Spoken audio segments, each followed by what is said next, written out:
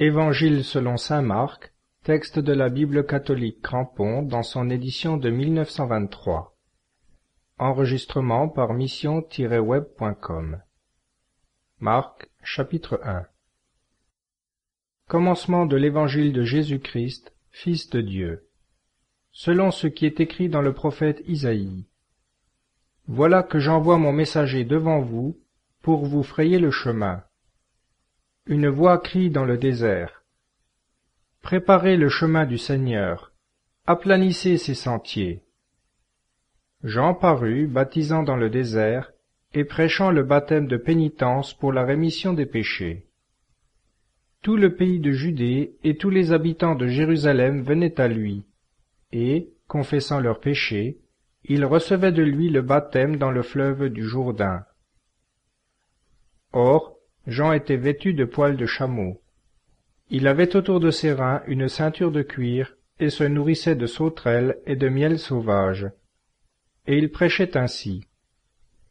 Il vient après moi, celui qui est plus puissant que moi, et je ne suis pas digne de délier, en me baissant, les cordons de sa chaussure. Moi, je vous ai baptisé dans l'eau, mais lui vous baptisera dans le Saint-Esprit. Or, il arriva en ces jours-là que Jésus vint de Nazareth, ville de Galilée, et il fut baptisé par Jean dans le Jourdain. Et, comme il sortait de l'eau, il vit les cieux s'ouvrir et l'Esprit Saint descendre sur lui comme une colombe. Et du ciel une voix se fit entendre. « Tu es mon Fils bien-aimé, en toi j'ai mis mes complaisances. » Et aussitôt, l'Esprit poussa Jésus au désert. Et il y demeura 40 jours, tenté par Satan. Il était parmi les bêtes sauvages, et les anges le servaient. Après que Jean eut été mis en prison, Jésus vint en Galilée, prêchant l'évangile du royaume de Dieu. Il disait, « Le temps est accompli, et le royaume de Dieu est proche. Repentez-vous et croyez à l'évangile. » Passant le long de la mer de Galilée, il vit Simon et André son frère qui jetaient leurs filets dans la mer, car ils étaient pêcheurs. Jésus leur dit, « Venez à ma suite, et je vous ferai devenir pêcheurs d'hommes. » Aussitôt, laissant leurs filets, ils le suivirent. Un peu plus loin, il vit Jacques, fils de Zébédée, et Jean son frère, qui étaient eux aussi dans une barque, réparant leurs filets. Il les appela aussitôt, et, laissant leur père Zébédée dans la barque avec les mercenaires, ils le suivirent.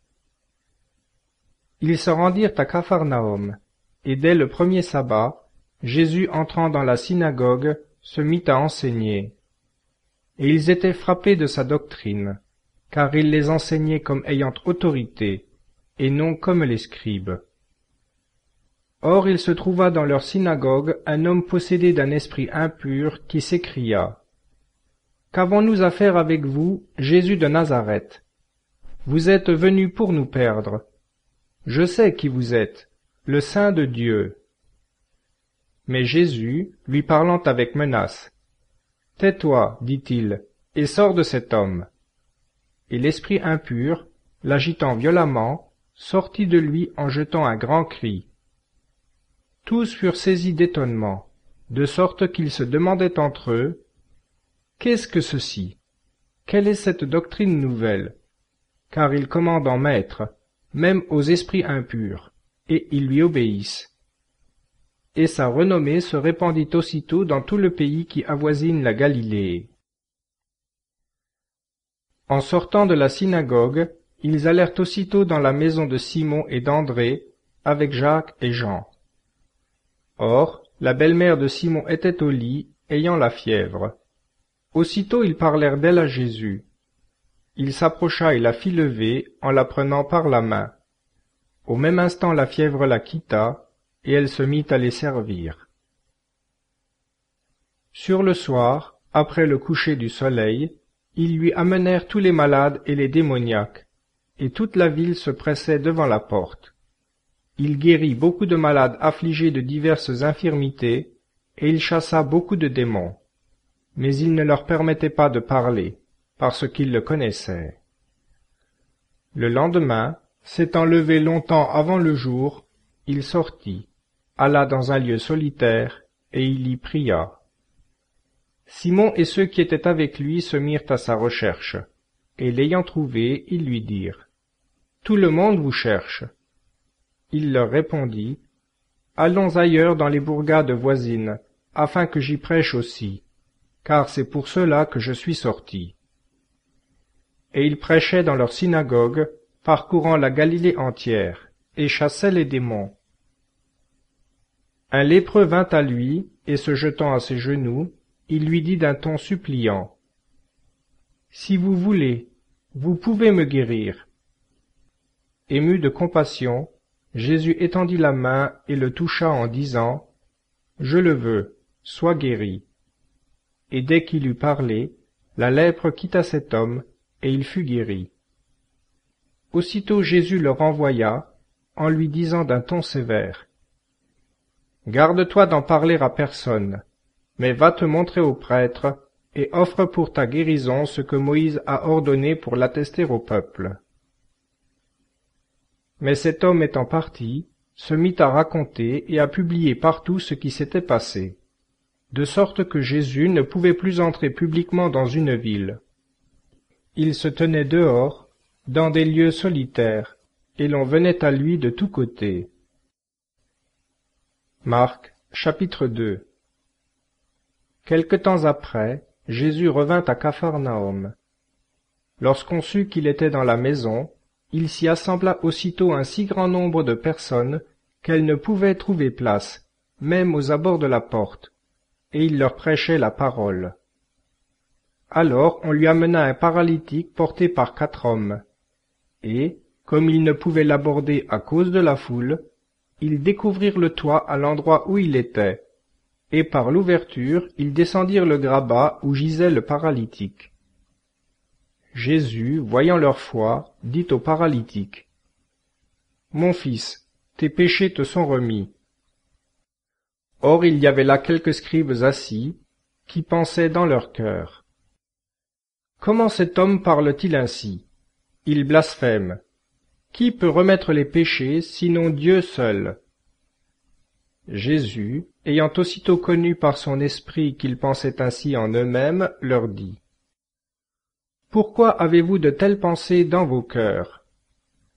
Lequel est le plus facile de dire au paralytique, « Tes péchés te sont remis », ou de lui dire, « Lève-toi, prends ton grabat et marche. » Mais afin que vous sachiez que le Fils de l'homme a sur la terre le pouvoir de remettre les péchés, je te le commande, dit-il au paralytique, lève-toi, prends ton grabat et va dans ta maison. Et à l'instant celui-ci se leva, prit son grabat et sortit en présence de tous, de sorte que tout le peuple était dans l'admiration et rendait gloire à Dieu en disant, jamais nous n'avons rien vu de semblable. Jésus sortit de nouveau le long de la mer, et tout le peuple venait à lui, et il les enseignait. En passant, il vit Lévi, fils d'Alphée, assis au bureau de péage. Il lui dit, « Suis-moi. » Lévi se leva et le suivit. Il arriva que Jésus, étant à table dans la maison de cet homme, plusieurs publicains et gens de mauvaise vie se trouvaient à table avec lui et ses disciples, car ils étaient nombreux à le suivre. Les scribes et les pharisiens, le voyant manger avec des pécheurs et des publicains, disaient à ses disciples, « D'où vient que votre maître mange et boit avec des pécheurs et des publicains ?» Entendant cela, Jésus leur dit, « Ce ne sont pas ceux qui se portent bien qui ont besoin de médecins, mais les malades. Je ne suis pas venu appeler les justes, mais les pécheurs. » Les disciples de Jean et les pharisiens avaient coutume de jeûner. Ils vinrent le trouver et lui dirent, « Pourquoi, tandis que les disciples de Jean et ceux des pharisiens pratiquent le jeûne, vos disciples ne jeûnent-ils pas ?»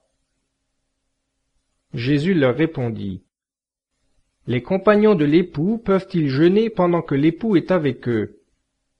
Aussi longtemps qu'ils ont avec eux l'époux, ils ne peuvent pas jeûner. Mais les jours viendront où l'époux leur sera enlevé, et alors ils jeûneront en ces jours-là. Personne ne coûte une pièce d'étoffe neuve à un vieux vêtement. Autrement la pièce neuve emporte un morceau du vieux, et la déchirure devient pire. Et personne ne met du vin nouveau dans des outres vieilles. Autrement, le vin fait rompre les outres, et le vin se répand, et les outres sont perdues. Mais le vin nouveau doit se mettre dans des outres neuves. Il arriva, un jour de sabbat, que Jésus traversait des champs de blé, et ses disciples, tout en s'avançant, se mirent à cueillir des épis. Les pharisiens lui dirent: « Voyez donc, pourquoi font-ils, le jour du sabbat, ce qui n'est pas permis ?» Il leur répondit: « N'avez-vous jamais lu ce que fit David lorsqu'il fut dans le besoin, ayant faim, lui et ceux qui l'accompagnaient? Comment il entra dans la maison de Dieu, au temps du grand prêtre Abiatar, et mangea les pains de proposition, qu'il n'est permis de manger qu'aux prêtres seuls, et en donna même à ceux qui étaient avec lui. Il leur dit encore: Le sabbat a été fait pour l'homme, et non l'homme pour le sabbat. C'est pourquoi le Fils de l'homme est maître même du sabbat. » Marc, chapitre 3. Jésus étant entré une autre fois dans la synagogue, il s'y trouvait un homme qui avait la main desséchée, et on l'observait pour voir s'il le guérirait le jour du sabbat, afin de pouvoir l'accuser. Jésus dit à l'homme qui avait la main desséchée: « Tiens-toi là, debout au milieu. » Puis il leur dit: « Est-il permis le jour du sabbat de faire du bien ou de faire du mal, de sauver la vie ou de l'ôter ?» Et ils se taisaient. Alors, les regardant avec indignation, et contristés de l'aveuglement de leur cœur, il dit à cet homme: « Étends ta main. » Il l'étendit, et sa main redevint saine. Les pharisiens, étant sortis, allèrent aussitôt s'entendre contre lui avec les Hérodiens, pour tâcher de le perdre. Jésus se retira vers la mer avec ses disciples, et une foule nombreuse le suivit de la Galilée, de la Judée, de Jérusalem, de l'Idumée et d'au-delà du Jourdain. Ceux des environs de Tyr et de Sidon, ayant appris les choses qu'il faisait, vinrent aussi à lui en grande foule. Et il dit à ses disciples de tenir toujours une barque à sa disposition, afin qu'il ne fût pas pressé par la foule. Car, comme il guérissait beaucoup de gens, tous ceux qui avaient quelque mal se jetaient sur lui pour le toucher. Les esprits impurs, en le voyant, se prosternaient devant lui et s'écriaient: « Vous êtes le Fils de Dieu. » Mais il leur défendait avec de grandes menaces de faire connaître qui il était. Étant monté ensuite sur la montagne, il appela ceux que lui-même voulut, et ils vinrent à lui. Il en établit 12 pour les avoir avec lui et pour les envoyer prêcher, avec le pouvoir de guérir les maladies et de chasser les démons.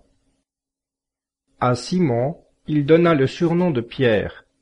Puis il choisit Jacques, fils de Zébédée, et Jean, frère de Jacques, auquel il donna le surnom de Boanerges, c'est-à-dire fils du tonnerre.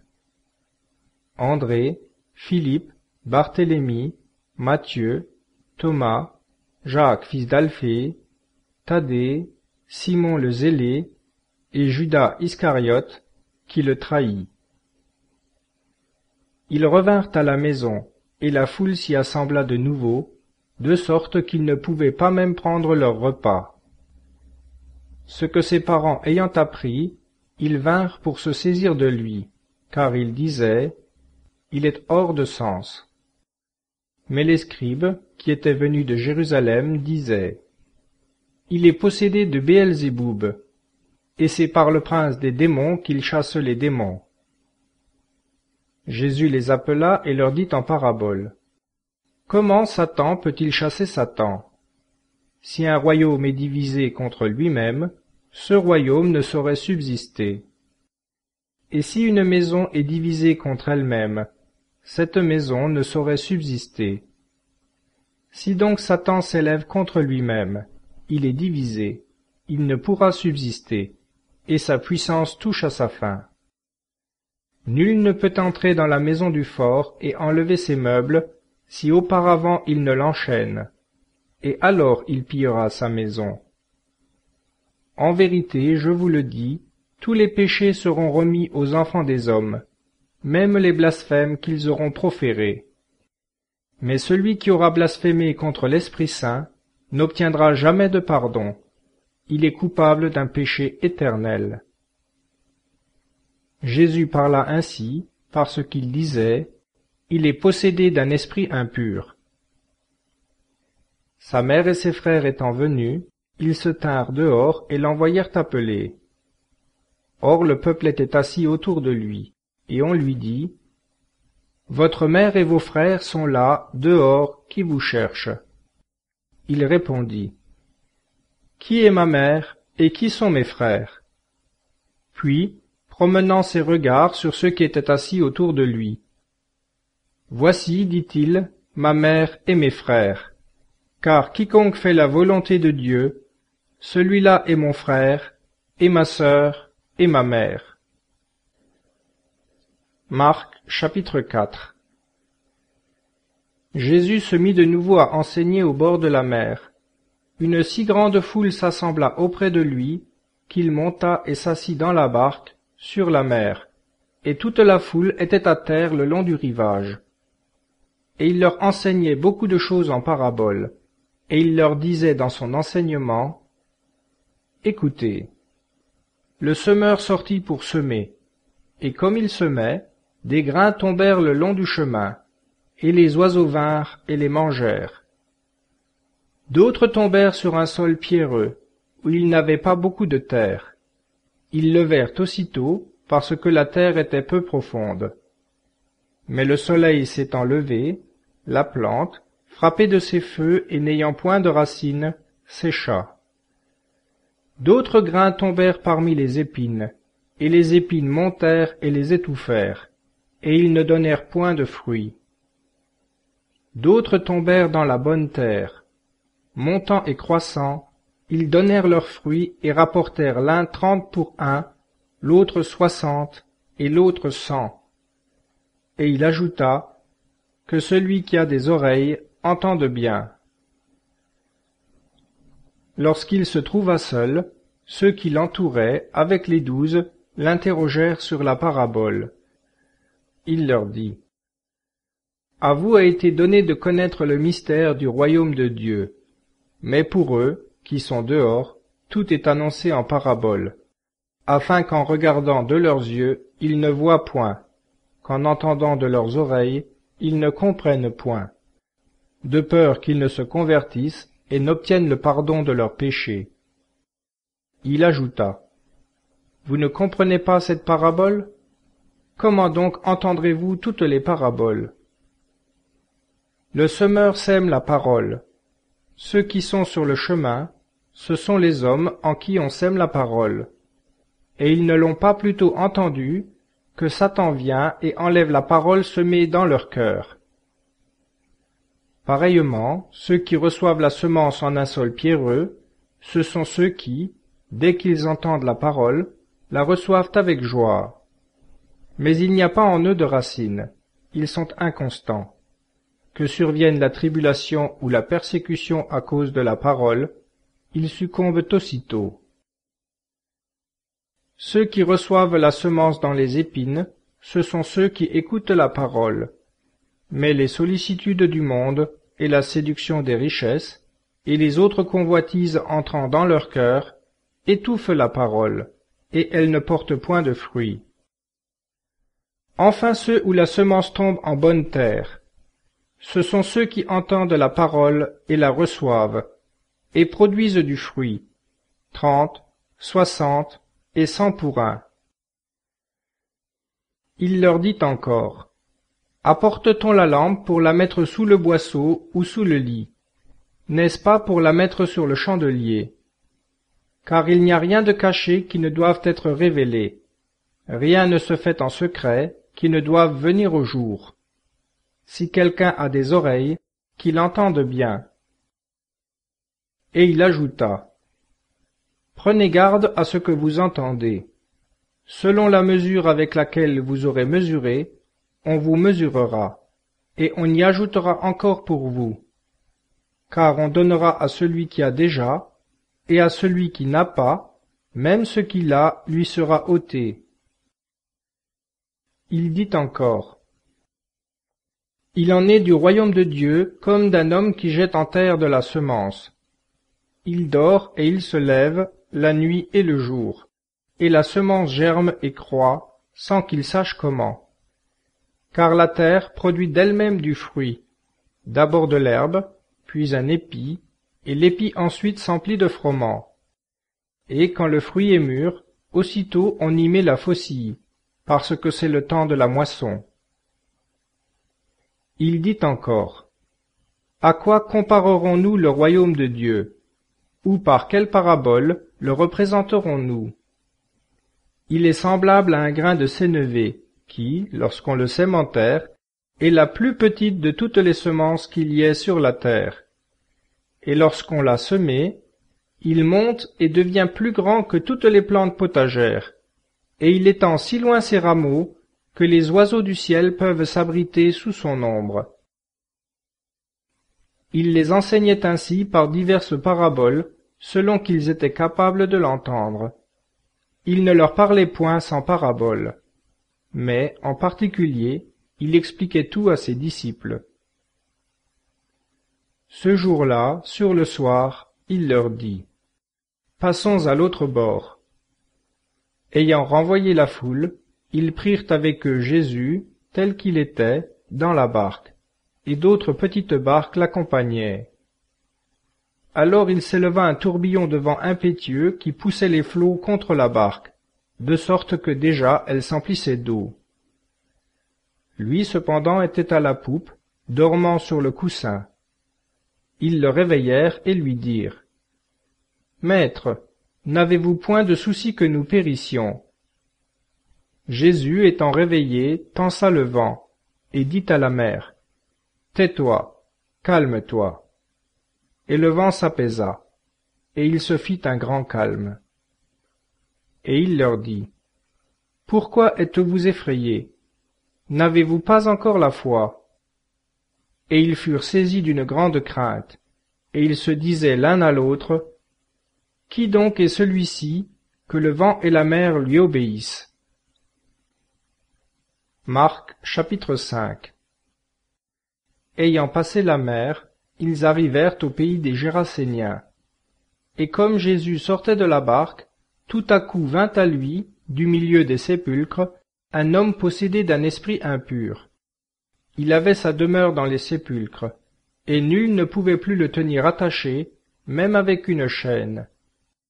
Car on l'avait souvent chargé de liens aux pieds et de chaînes, et il avait brisé les chaînes et rompu ses liens, de sorte que personne ne pouvait en être maître. Sans cesse, le jour et la nuit, il errait au milieu des sépulcres et sur les montagnes, criant et se meurtrissant avec des pierres. Ayant aperçu Jésus de loin, il accourut, se prosterna devant lui, et, ayant poussé un cri, il dit d'une voix forte, « Qu'avez-vous à faire avec moi, Jésus, Fils du Dieu Très-Haut? Je vous adjure au nom de Dieu, ne me tourmentez point. » Car Jésus lui disait, « Esprit impur, sors de cet homme. » Et il lui demanda, « Quel est ton nom? » Et il lui dit, « Mon nom est Légion, car nous sommes nombreux. » Et il le priait instamment de ne pas les envoyer hors de ce pays.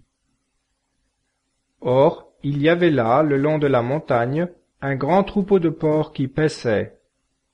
Et les démons suppliaient Jésus, disant, « Envoyez-nous dans ces pourceaux, afin que nous y entrions. » Il le leur permit aussitôt, et les esprits impurs, sortant du possédé, entrèrent dans les pourceaux, et le troupeau, qui était d'environ 2000, se précipita des pentes escarpées dans la mer et s'y noya.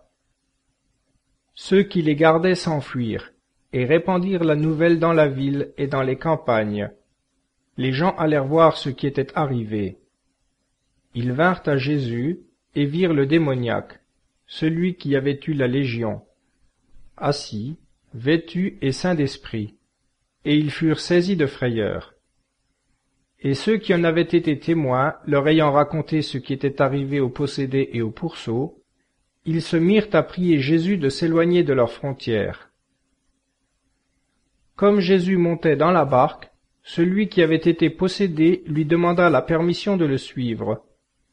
Jésus ne le lui permit pas, mais il lui dit, « Va dans ta maison, auprès des tiens, et raconte-leur tout ce que le Seigneur a fait pour toi, et comment il a eu pitié de toi. » Il s'en alla, et se mit à publier dans la Décapole tout ce que Jésus avait fait pour lui, et tous étaient dans l'admiration. Jésus ayant de nouveau traversé la mer dans la barque, comme il était près du rivage, une grande foule s'assembla autour de lui. Alors vint un des chefs de la synagogue, nommé Jaïr, qui, en le voyant, se jeta à ses pieds, et le pria avec instance, disant, « Ma fille est à l'extrémité. Venez, imposez votre main sur elle, afin qu'elle soit guérie et qu'elle vive. » Et il s'en alla avec lui, et une grande multitude le suivait et le pressait. Or, il y avait une femme affligée d'un flux de sang depuis 12 années. Elle avait beaucoup souffert de plusieurs médecins, et dépensé tout son bien. Et loin d'avoir éprouvé quelque soulagement, elle avait vu son mal empirer. Ayant entendu parler de Jésus, elle vint dans la foule et toucha par derrière son manteau, car elle disait, « Si je touche seulement ses vêtements, je serai guérie. » Aussitôt le flux de sang s'arrêta, et elle sentit en son corps qu'elle était guérie de son infirmité. Au même moment, Jésus connut en lui-même qu'une vertu était sortie de lui, et, se retournant au milieu de la foule, il dit, « Qui a touché mes vêtements ?» Ses disciples lui dirent, « Vous voyez la foule qui vous presse de tous côtés, et vous demandez, « Qui m'a touché ?» Et il regardait autour de lui pour voir celle qui l'avait touché. Cette femme, tremblante de crainte, sachant ce qui s'était passé en elle, vint se jeter à ses pieds et lui dit toute la vérité. Jésus lui dit, « Ma fille, ta foi t'a sauvée. Va en paix et sois guérie de ton infirmité. » Il parlait encore, lorsqu'on vint de la maison du chef de synagogue lui dire, « Ta fille est morte, pourquoi fatiguer davantage le maître ?» Mais Jésus, entendant la parole qui venait d'être proférée, dit au chef de synagogue, « Ne crains rien, crois seulement. » Et il ne permit à personne de l'accompagner, si ce n'est à Pierre, à Jacques et à Jean, frères de Jacques. On arrive à la maison du chef de synagogue, et là, il voit une troupe confuse de gens qui pleurent et poussent de grands cris. Il entre et leur dit, « Pourquoi tout ce bruit et ces pleurs? L'enfant n'est pas morte, mais elle dort. » Et il se moquait de lui. Mais lui, les ayant tous fait sortir, prit avec lui le père et la mère de l'enfant, et les disciples qui l'accompagnaient, et entra dans le lieu où l'enfant était couché. Et lui prenant la main, il lui dit, « Talitha cumi », c'est-à-dire, « Jeune fille, lève-toi, je te le dis. » Aussitôt la jeune fille se leva et se mit à marcher, car elle avait 12 ans, et ils furent frappés de stupeur. Et Jésus leur défendit fortement d'en rien faire savoir à personne. Puis il dit de donner à manger à la jeune fille. Marc, chapitre 6. Étant parti de là, Jésus vint dans sa patrie, et ses disciples le suivirent. Quand le sabbat fut venu, il se mit à enseigner dans la synagogue, et beaucoup de ceux qui l'entendaient, frappés d'étonnement, disaient, D'où celui-ci tient-il ces choses? Quelle est cette sagesse qui lui a été donnée? Et comment de tels miracles s'opèrent-ils par ses mains? N'est-ce pas le charpentier, le fils de Marie, le frère de Jacques, de Joseph, de Jude et de Simon? Ses sœurs ne sont-elles pas ici parmi nous? Et ils se scandalisaient de lui. Jésus leur dit: Un prophète n'est sans honneur que dans sa patrie, dans sa maison et dans sa famille. Et il ne put faire là aucun miracle, si ce n'est qu'il guérit quelques malades en leur imposant les mains. Et il était surpris de leur incrédulité. Ensuite Jésus parcourut les villages d'alentour en enseignant.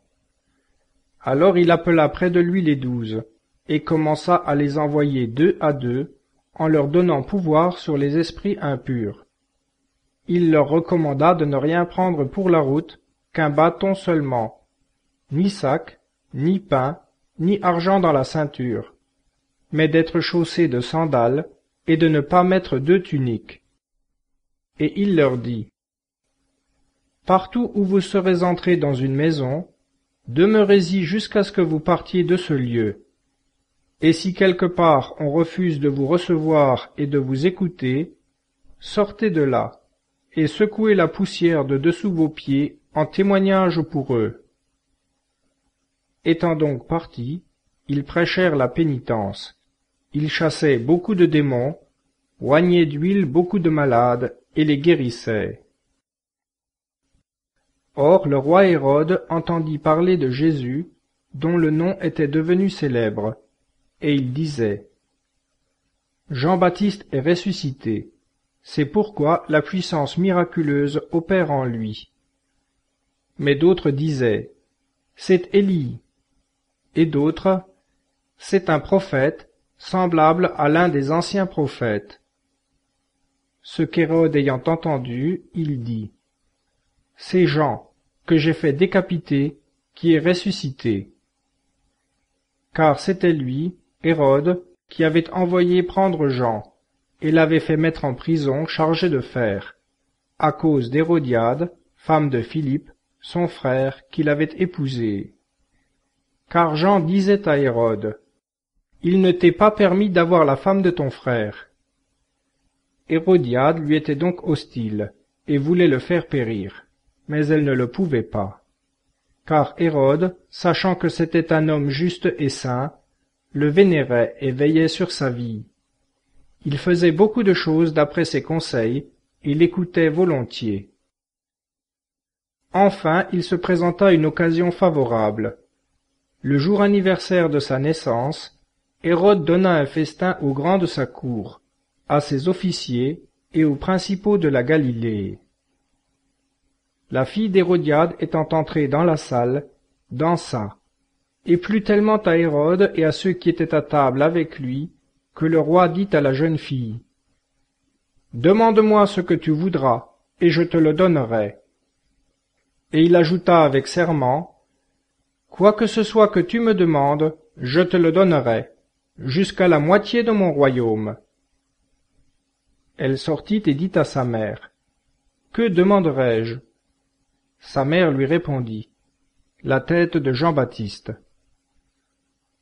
Revenant aussitôt avec empressement auprès du roi, la jeune fille lui fit cette demande: Je veux que tu me donnes, à l'instant, sur un plat, la tête de Jean-Baptiste. Le roi fut contristé. Néanmoins, à cause de son serment et de ses convives, il ne voulut point l'affliger d'un refus. Il envoya aussitôt un de ses gardes avec l'ordre d'apporter la tête de Jean sur un plat. Le garde alla décapiter Jean dans la prison, et apporta sa tête sur un plat. Il la donna à la jeune fille, et la jeune fille la donna à sa mère. Les disciples de Jean l'ayant appris, vinrent prendre son corps et le mirent dans un sépulcre. De retour près de Jésus, les apôtres lui rendirent compte de tout ce qu'ils avaient fait et de tout ce qu'ils avaient enseigné. Il leur dit: Venez, vous autres, à l'écart, dans un lieu désert, et prenez un peu de repos. car il y avait tant de personnes qui allaient et venaient, que les apôtres n'avaient pas même le temps de manger. Ils s'embarquèrent donc et se retirèrent à l'écart dans un lieu solitaire. On les vit partir, et beaucoup de gens ayant deviné où ils allaient, de toutes les villes, on accourut par terre en ce lieu, et on y arriva avant eux. Lorsque Jésus débarqua, il vit une grande multitude, et il en eut compassion, parce qu'ils étaient comme des brebis sans pasteur, et il se mit à leur enseigner beaucoup de choses. Comme l'heure était déjà avancée, ses disciples vinrent lui dire, « Ce lieu est désert, et déjà l'heure est avancée. Renvoyez-les, afin qu'ils aillent dans les fermes et les villages des environs pour s'acheter de quoi manger. » Il leur répondit, « Donnez-leur vous-même à manger. » Et ils lui dirent, « Irons-nous donc acheter pour 200 deniers de pain, afin de leur donner à manger ?» Il leur demanda, « Combien avez-vous de pain? Allez et voyez. » S'en étant instruits, ils lui dirent, « 5 pains et 2 poissons. » Alors il leur commanda de les faire tous asseoir, par compagnie, sur l'herbe verte, et ils s'assirent par groupes de 100 et de 50. Jésus prit les 5 pains et les 2 poissons, et, levant les yeux au ciel, il prononça la bénédiction. Puis il rompit les pains et les donna à ses disciples, pour qu'ils les distribuassent au peuple. Il partagea aussi les 2 poissons entre tous. Tous mangèrent et furent rassasiés, et l'on emporta 12 corbeilles pleines de morceaux de pain et de ce qui restait des poissons. Or ceux qui avaient mangé étaient au nombre de 5000 hommes. Aussitôt après, Jésus obligea ses disciples de monter dans la barque, et de passer avant lui de l'autre côté du lac, vers Bethsaïde, pendant que lui-même renverrait le peuple. Et après qu'il en eut pris congé, il alla sur la montagne pour prier. Le soir étant venu, la barque était au milieu de la mer, et Jésus était seul à terre. Voyant qu'ils avaient beaucoup de peine à ramer, car le vent leur était contraire, vers la 4e veille de la nuit, il alla vers eux, marchant sur la mer, et il voulait les dépasser. Mais eux, le voyant marcher sur la mer, crurent que c'était un fantôme, et poussèrent des cris. Car ils le voyaient tous, et ils étaient bouleversés. Aussitôt il leur parla et leur dit, « Ayez confiance, c'est moi, ne craignez point. » Il monta ensuite auprès d'eux dans la barque, et le vent cessa. Or leur étonnement était au comble, et les mettait hors d'eux-mêmes, car ils n'avaient pas compris le miracle des pains, parce que leur cœur était aveuglé. Après avoir traversé le lac, ils vinrent au territoire de Génézareth, et y abordèrent.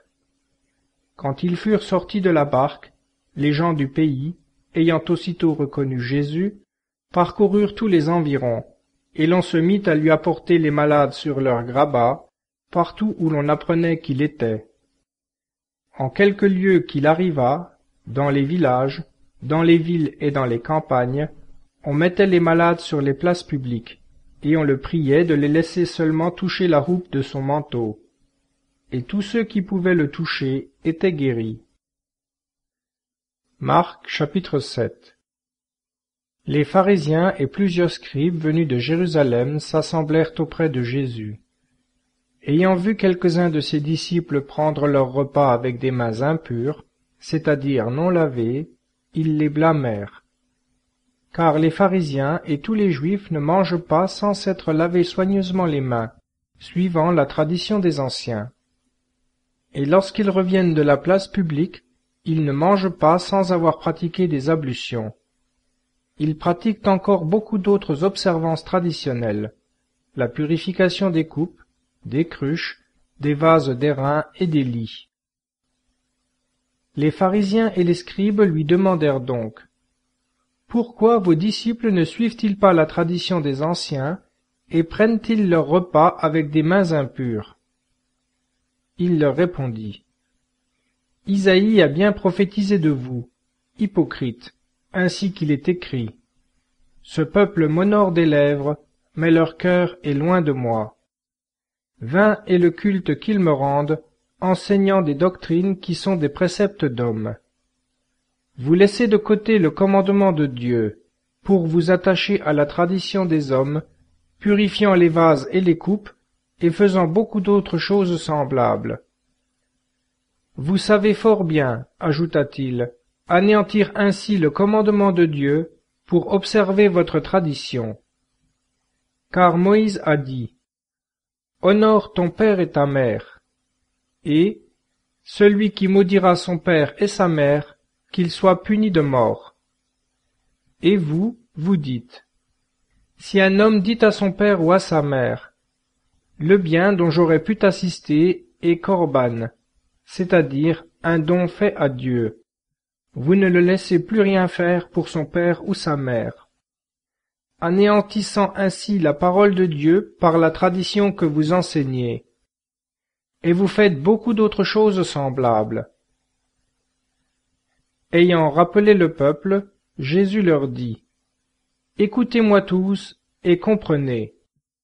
Rien de ce qui est hors de l'homme et qui entre dans l'homme ne peut le souiller. Mais ce qui sort de l'homme, voilà ce qui souille l'homme. Que celui qui a des oreilles entende bien. » Lorsqu'il fut entré dans une maison, loin de la foule, ses disciples l'interrogèrent sur cette parabole. Il leur dit, « Vous aussi, avez-vous si peu d'intelligence? Ne comprenez-vous pas que tout ce qui du dehors entre dans l'homme ne peut le souiller, parce que cela n'entre pas dans son cœur, mais va au ventre, et est rejeté au lieu secret, ce qui purifie tous les aliments. Mais, ajouta-t-il, ce qui sort de l'homme, voilà ce qui souille l'homme. Car c'est du dedans, du cœur des hommes, que sortent les pensées mauvaises, les adultères, les fornications, les homicides, les vols, l'avarice, les méchancetés, la fraude, le libertinage, l'œil malin, la calomnie, l'orgueil, la folie. Toutes ces choses mauvaises sortent du dedans et souillent l'homme. » Il partit ensuite de ce lieu et s'en alla vers les confins de Tyr et de Sidon. Et étant entré dans une maison, il désirait que personne ne le sût, mais il ne put demeurer caché. Car une femme, dont la petite fille était possédée d'un esprit impur, n'eut pas plutôt entendu parler de lui qu'elle vint se jeter à ses pieds.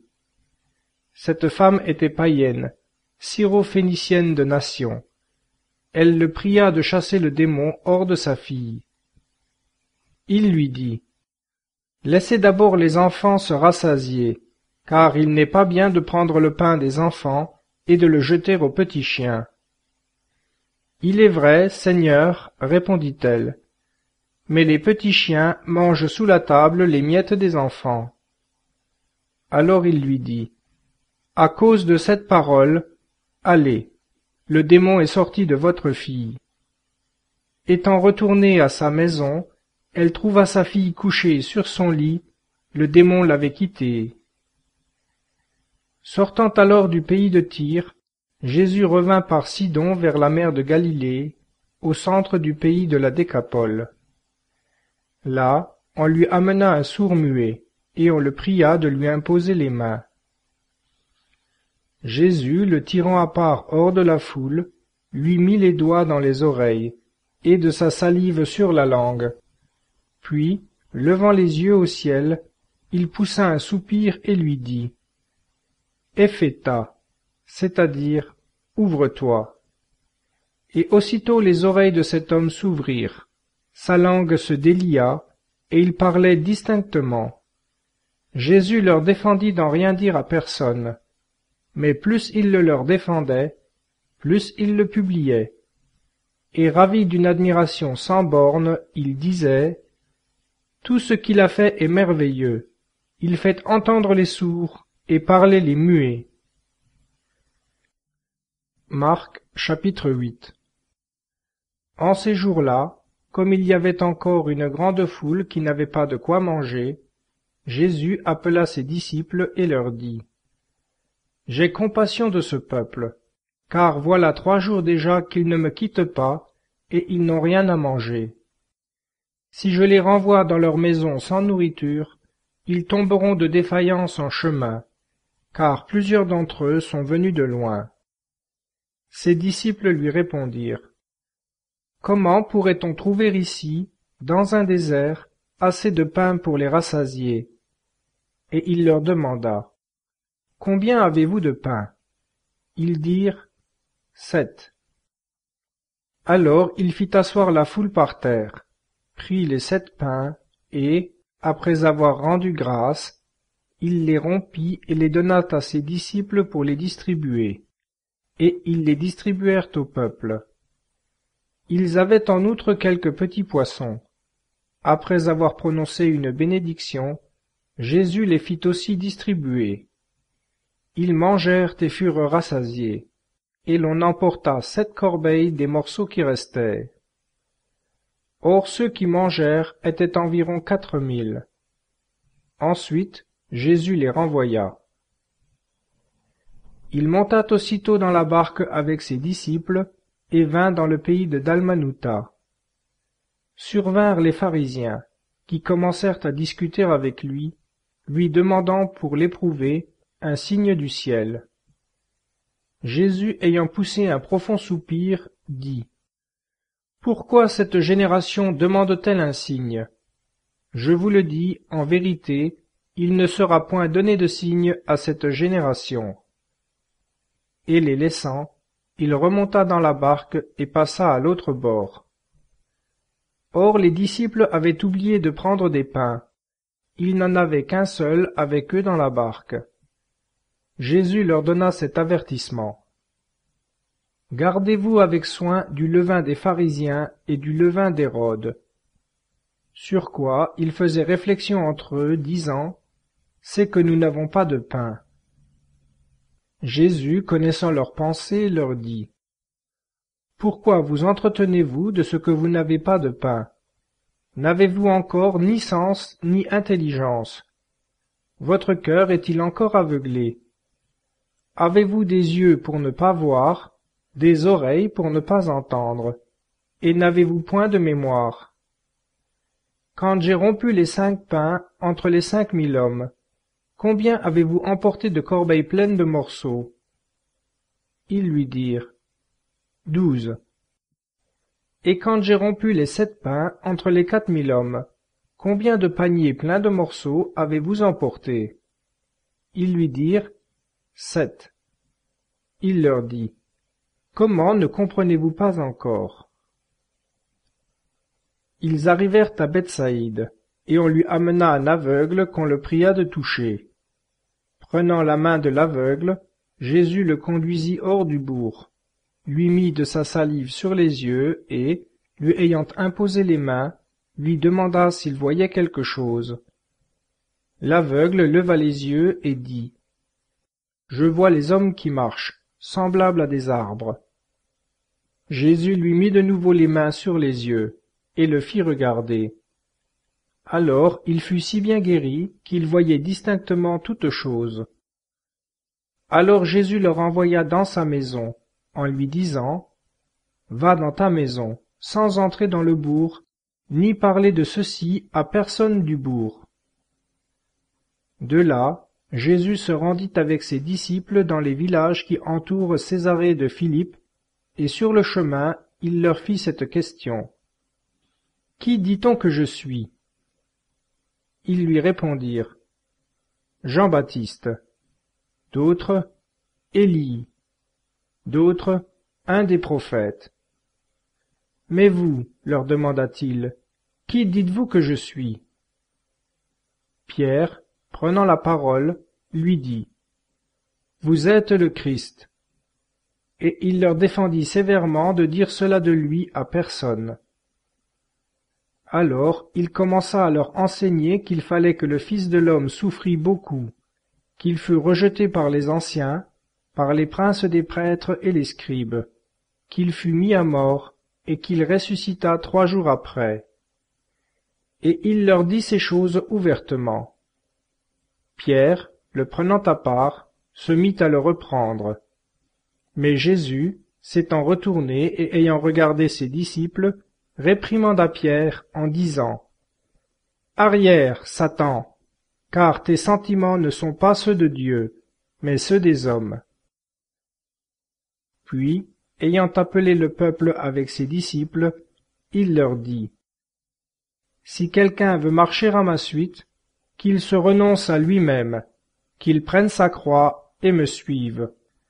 Car celui qui veut sauver sa vie la perdra, et celui qui perdra sa vie à cause de moi et de l'Évangile la sauvera. Que servira-t-il à l'homme de gagner le monde entier s'il perd son âme ? Car que donnera l'homme en échange de son âme ? Celui qui aura rougi de moi et de mes paroles au milieu de cette génération adultère et pécheresse, le Fils de l'homme aussi rougira de lui, lorsqu'il viendra dans la gloire de son Père avec les anges saints. » Il ajouta : « Je vous le dis, en vérité, parmi ceux qui sont ici, quelques-uns ne goûteront point la mort, qu'ils n'aient vu le royaume de Dieu venir avec puissance. » Marc, chapitre 9. 6 jours après, Jésus prit avec lui Pierre, Jacques et Jean, et les conduisit seuls, à l'écart, sur une haute montagne, et il fut transfiguré devant eux. Ses vêtements devinrent étincelants, d'une blancheur aussi éclatante que la neige, et telle qu'aucun foulon sur la terre ne saurait blanchir ainsi. Puis Élie et Moïse leur apparurent, conversant avec Jésus. Pierre, prenant la parole, dit à Jésus : « Maître, il nous est bon d'être ici. Dressons 3 tentes, une pour vous, une pour Moïse et une pour Élie. » Il ne savait ce qu'il disait, l'effroi les ayant saisis. Et une nuée les couvrit de son ombre, et de la nuée sortit une voix.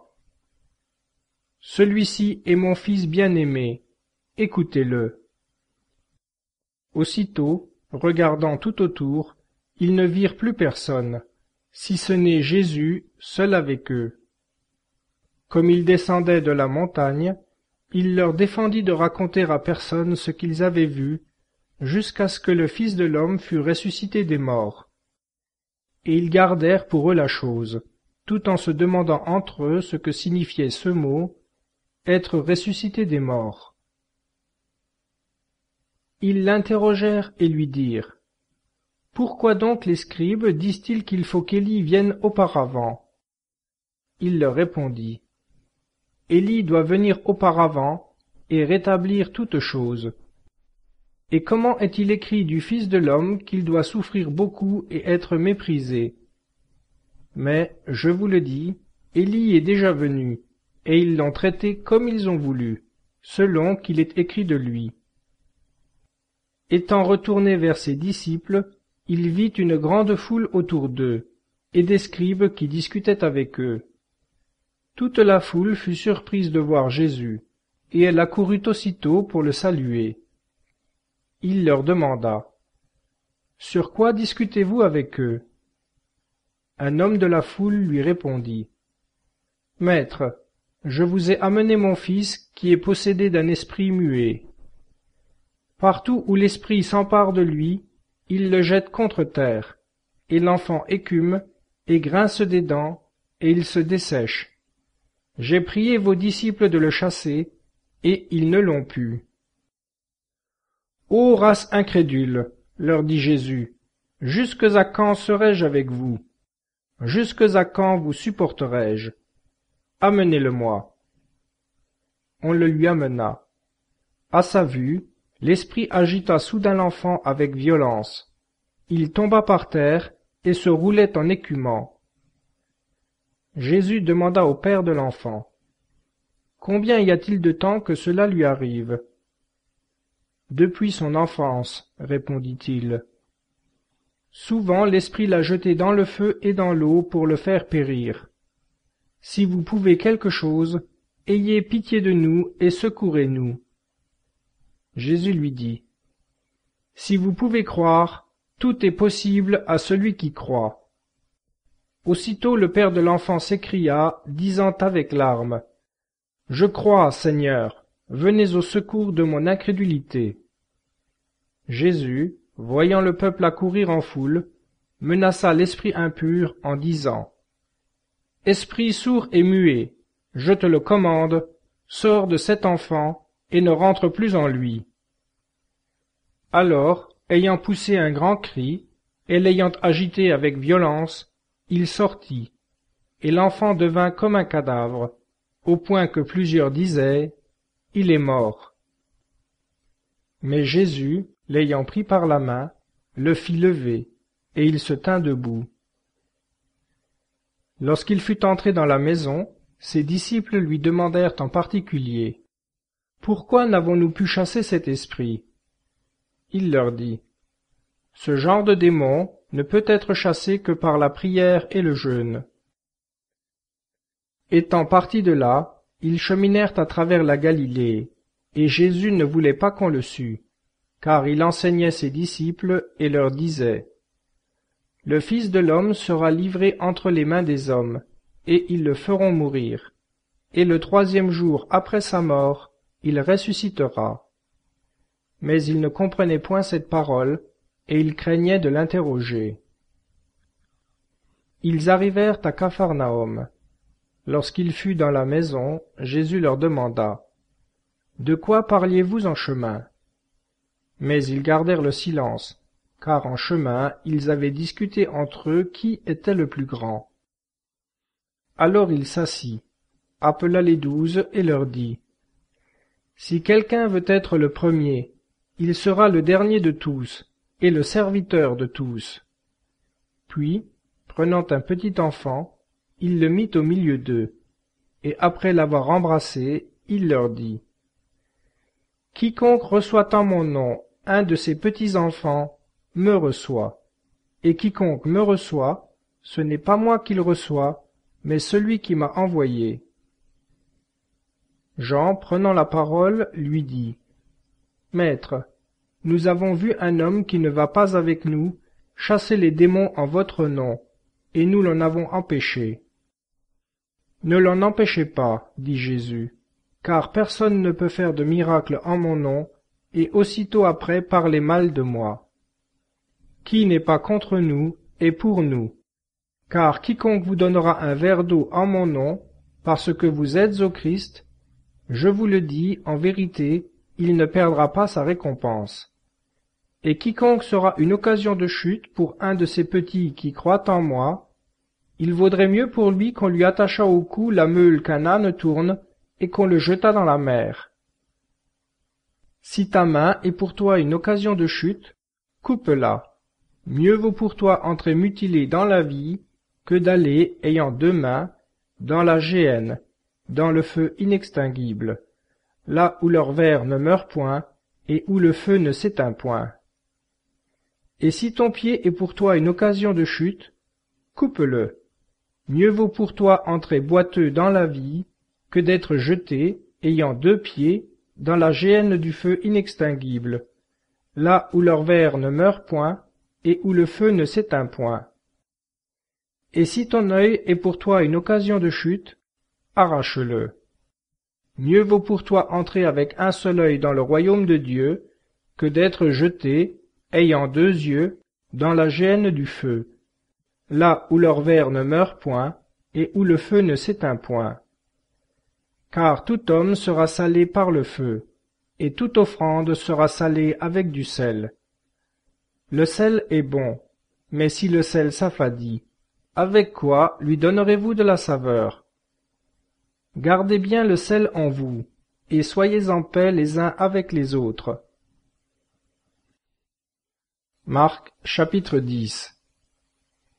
Étant parti de ce lieu, Jésus vint aux confins de la Judée, au-delà du Jourdain, et le peuple s'assembla de nouveau près de lui, et, suivant sa coutume, il recommença à les enseigner. Les pharisiens, l'ayant abordé, lui demandèrent s'il était permis à un mari de répudier sa femme. C'était pour le mettre à l'épreuve. Il leur répondit. Que vous a ordonné Moïse? Ils dirent.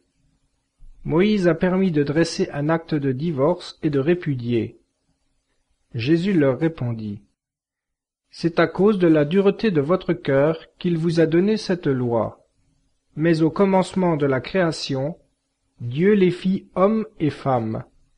À cause de cela, l'homme quittera son père et sa mère et s'attachera à sa femme, et les deux ne feront qu'une seule chair.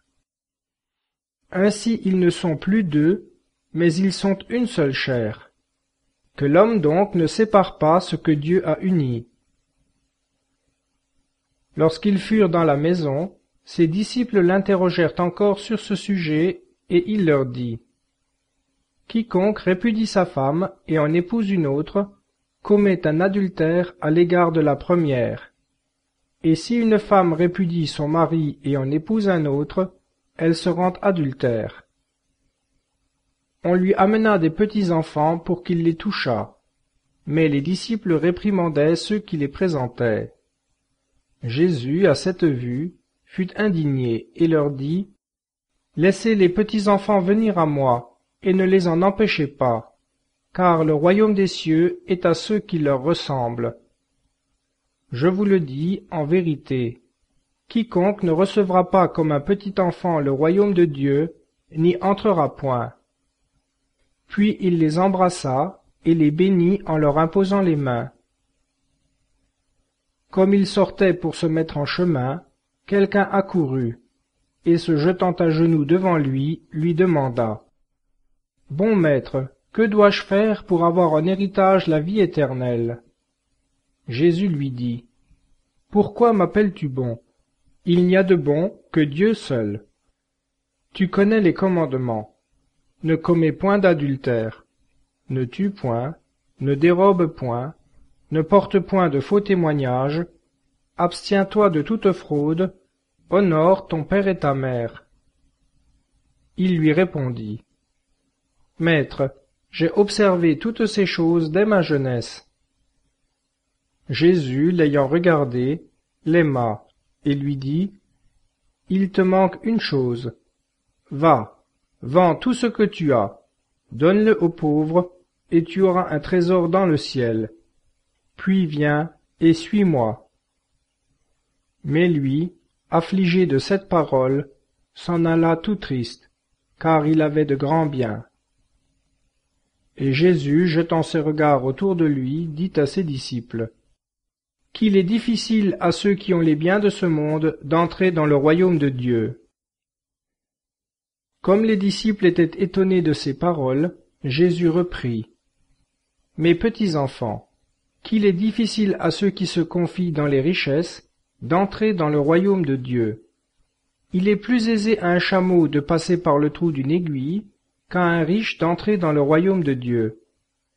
Et ils étaient encore plus étonnés, et ils se disaient les uns aux autres, Qui peut donc être sauvé?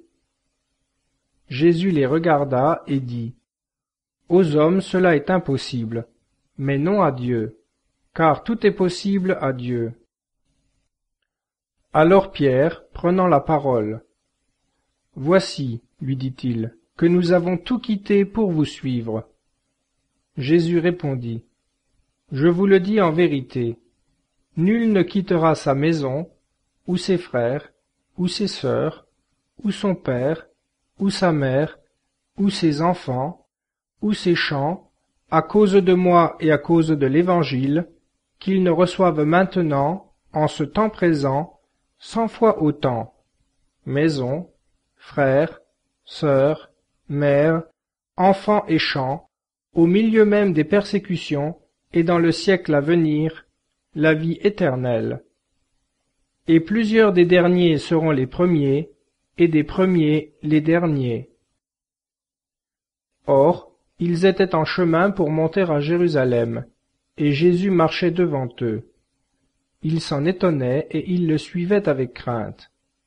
Jésus, de nouveau, prenant à part les 12, se mit à leur dire ce qui devait lui arriver. Voici que nous montons à Jérusalem, et le Fils de l'homme sera livré aux princes des prêtres et aux scribes. Ils le condamneront à mort et le livreront aux gentils. On l'insultera, on crachera sur lui, on le flagellera et on le fera mourir. Et, 3 jours après, il ressuscitera. Jacques et Jean, fils de Zébédée, s'approchèrent de lui, disant : Maître, nous désirons bien que vous fassiez pour nous ce que nous vous demanderons. Que voulez-vous, leur dit-il, que je fasse pour vous ? Ils dirent : Accordez-nous d'être assis, l'un à votre droite, l'autre à votre gauche, dans votre gloire. Jésus leur dit : Vous ne savez ce que vous demandez. Pouvez-vous boire le calice que je vais boire, ou être baptisés du baptême dont je vais être baptisé ? Ils répondirent : Nous le pouvons. Et Jésus leur dit : Le calice que je vais boire, vous le boirez en effet, et vous serez baptisés du baptême dont je vais être baptisé. Mais d'être assis à ma droite ou à ma gauche, ce n'est pas à moi de l'accorder, si ce n'est à ceux à qui cela a été préparé. Ayant entendu cela, les 10 autres s'indignèrent contre Jacques et Jean. Jésus les appela et leur dit : Vous savez que ceux qui sont reconnus comme les chefs des nations leur commandent en maître, et que les grands exercent sur elles l'empire. Il n'en doit pas être ainsi parmi vous. Mais quiconque veut être grand parmi vous se fera votre serviteur. Et quiconque veut être le premier parmi vous se fera l'esclave de tous. Car le Fils de l'homme est venu, non pour être servi, mais pour servir, et donner sa vie pour la rançon de la multitude. Ils arrivèrent à Jéricho. Comme Jésus sortait de cette ville avec ses disciples, et une assez grande foule, le fils de Timée, Bartimée l'aveugle, était assis sur le bord du chemin, demandant l'aumône. Ayant entendu dire que c'était Jésus de Nazareth, il se mit à crier : Jésus, fils de David, ayez pitié de moi. Et plusieurs le gourmandaient pour le faire taire. Mais lui criait beaucoup plus fort : Fils de David, ayez pitié de moi. Alors Jésus s'arrêta et dit : Appelez-le. Et ils l'appelèrent en lui disant : Aie confiance, lève-toi, il t'appelle. Celui-ci, jetant son manteau, se leva d'un bond et vint vers Jésus. Jésus lui dit : Que veux-tu que je te fasse ? L'aveugle répondit : Rabboni, que je voie. Jésus lui dit : Va, ta foi t'a sauvé. Et aussitôt il vit, et il le suivait dans le chemin. Marc chapitre 11. Comme ils approchaient de Jérusalem, aux environs de Bethphagée et Béthanie, vers la montagne des Oliviers, Jésus envoya 2 de ses disciples en leur disant : Allez au village qui est devant vous. Dès que vous y serez entrés, vous trouverez un anneau attaché sur lequel nul homme ne s'est encore assis. Détachez-le et amenez-le-moi. Et si quelqu'un vous dit : Que faites-vous ? Répondez : Le Seigneur en a besoin, et aussitôt il va le renvoyer ici. S'en étant allés, les disciples trouvèrent un ânon attaché à une porte, en dehors, au tournant du chemin, et ils le détachèrent. Quelques-uns de ceux qui étaient là leur dirent : Que faites-vous de détacher cet ânon ? Ils répondirent comme Jésus le leur avait commandé, et on les laissa faire. Et ils amenèrent l'ânon à Jésus, et ils mirent dessus leur manteau, et Jésus s'y assit. Un grand nombre étendirent leurs manteaux le long de la route. D'autres, ayant coupé des branches d'arbres, en jonchèrent le chemin. Et ceux qui marchaient devant, et ceux qui suivaient criaient : Hosanna, béni soit celui qui vient au nom du Seigneur. Béni soit le règne de David notre Père qui va commencer. Hosanna au plus haut des cieux. Et il entra à Jérusalem dans le temple, et ayant observé toutes choses, comme déjà l'heure était avancée, il s'en alla à Béthanie avec les 12. Le lendemain, après qu'ils furent sortis de Béthanie, il eut faim. Apercevant de loin un figuier couvert de feuilles, il s'avança pour voir s'il n'y trouverait pas quelque fruit. Et s'en étant approché, il n'y trouva que des feuilles, car ce n'était pas la saison des figues. Alors il dit au figuier, « Qu'à jamais personne ne mange plus de ton fruit. » Ce que ses disciples entendirent. Ils arrivèrent à Jérusalem. Jésus, étant entré dans le temple, se mit à chasser ceux qui vendaient et achetaient dans le temple, et il renversa les tables des changeurs, et les sièges de ceux qui vendaient des colombes, et il ne souffrait pas que personne transportât aucun objet à travers le temple. Et il enseignait en disant, « N'est-il pas écrit, « Ma maison sera appelée une maison de prière pour toutes les nations. » Mais vous, vous en avez fait une caverne de voleurs. Ce qu'ayant entendu, les princes des prêtres et les scribes cherchaient les moyens de le faire périr, car ils le craignaient, parce que tout le peuple admirait sa doctrine. Le soir étant venu, Jésus sortit de la ville. Or, en repassant de grand matin, les disciples virent le figuier desséché jusqu'à la racine. Et Pierre, se ressouvenant, dit à Jésus, « Maître, voilà que le figuier que vous avez maudit a séché. » Jésus leur répondit, « Ayez foi en Dieu.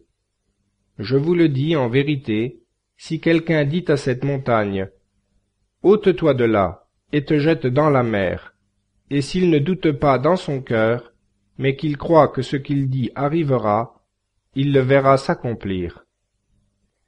C'est pourquoi, je vous le dis, tout ce que vous demanderez dans la prière, croyez que vous l'obtiendrez, et vous le verrez s'accomplir. Lorsque vous êtes debout pour faire votre prière, si vous avez quelque chose contre quelqu'un, pardonnez, afin que votre Père qui est dans les cieux vous pardonne aussi vos offenses.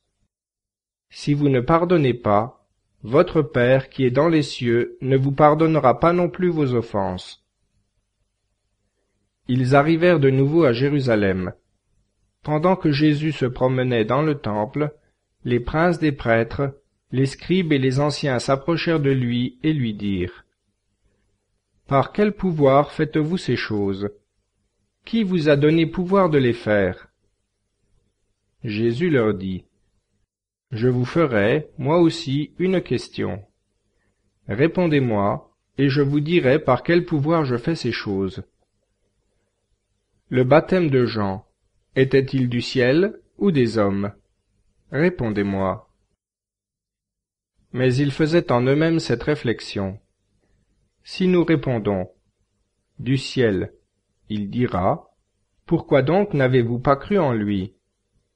Si nous répondons « des hommes », il craignait le peuple, car tous tenaient Jean pour un véritable prophète. Ils répondirent donc à Jésus, « Nous ne savons. » Et moi, dit Jésus, je ne vous dirai pas non plus par quelle autorité je fais ces choses. Marc chapitre 12. Jésus se mit donc à leur parler en parabole. Un homme planta une vigne, il l'entoura d'une haie, y creusa un pressoir et y bâtit une tour. Puis il la loua à des vignerons et partit pour un autre pays. En temps convenable, il envoya un serviteur aux vignerons pour recevoir d'eux une part de la récolte. Mais s'étant saisis de lui, ils le battirent et le renvoyèrent les mains vides. Il leur envoya encore un autre serviteur, et ils le blessèrent à la tête, et le chargèrent d'outrage. Il en envoya un troisième, qu'ils tuèrent. Beaucoup d'autres furent encore, les uns battus, les autres tués par eux. Il restait au maître un fils unique qui lui était très cher. Il l'envoya aussi vers eux, le dernier, se disant, « Ils respecteront mon fils. » Mais ces vignerons dirent entre eux, « Celui-ci est l'héritier. Venez, tuons-le, et l'héritage sera à nous. » Et ils se saisirent de lui, le tuèrent et le jetèrent hors de la vigne. Maintenant, que fera le maître de la vigne? Il viendra, il exterminera les vignerons et donnera sa vigne à d'autres. N'avez-vous pas lu cette parole de l'Écriture? La pierre qu'ont rejetée ceux qui bâtissaient est devenue le sommet de l'angle. C'est le Seigneur qui a fait cela, et c'est une merveille à nos yeux. Et ils cherchaient à se saisir de lui, sachant qu'il les avait en vue dans cette parabole. Mais ils craignaient le peuple, et le laissant, ils s'en allèrent. Alors ils lui envoyèrent quelques-uns des pharisiens et des hérodiens pour le surprendre dans ses paroles. Ceux-ci étant venus, lui dirent: Maître, nous savons que vous êtes véridique et n'avez souci de personne, car vous ne considérez point l'extérieur des hommes, mais vous enseignez la voie de Dieu dans la vérité. Est-il permis, ou non, de payer le tribut à César? Devons-nous payer ou non? Connaissant leur perfidie, il leur dit: Pourquoi me tentez-vous? Apportez-moi un denier que je le voie. Ils le lui apportèrent. Et il leur dit: De qui sont cette image et cette inscription? De César, lui dirent-ils. Alors Jésus leur répondit: Rendez donc à César ce qui est à César, et à Dieu ce qui est à Dieu. Et il les frappa d'étonnement. Des Sadducéens, qui nient la résurrection, l'abordèrent ensuite et lui firent cette question. Maître, Moïse nous a prescrit que, si un frère meurt, laissant une femme sans enfant, son frère doit prendre sa femme et susciter des enfants à son frère. Or il y avait 7 frères. Le premier prit une femme, et mourut sans laisser d'enfant. Le second la prit ensuite, et mourut aussi sans laisser d'enfant.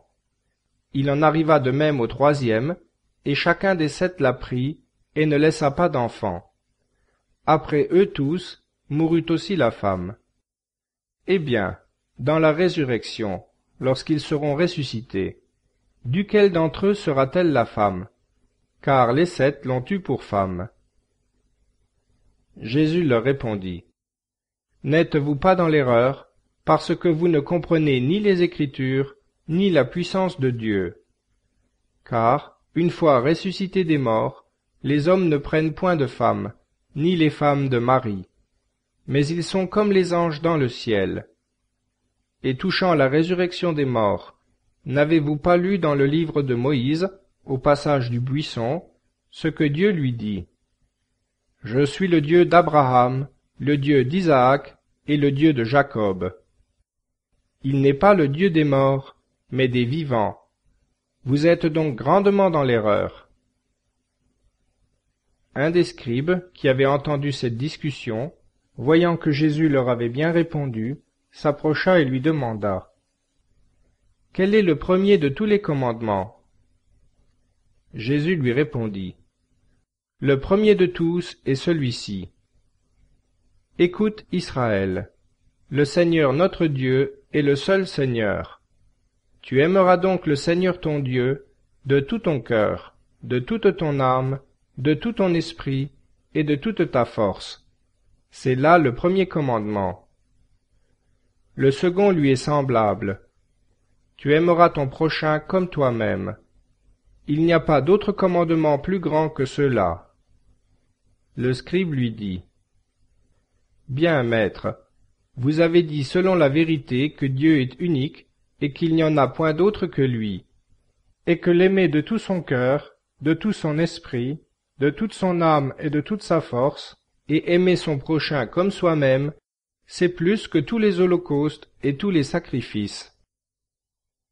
Jésus, voyant qu'il avait répondu avec sagesse, lui dit: Tu n'es pas loin du royaume de Dieu. Et personne n'osait plus lui poser de questions.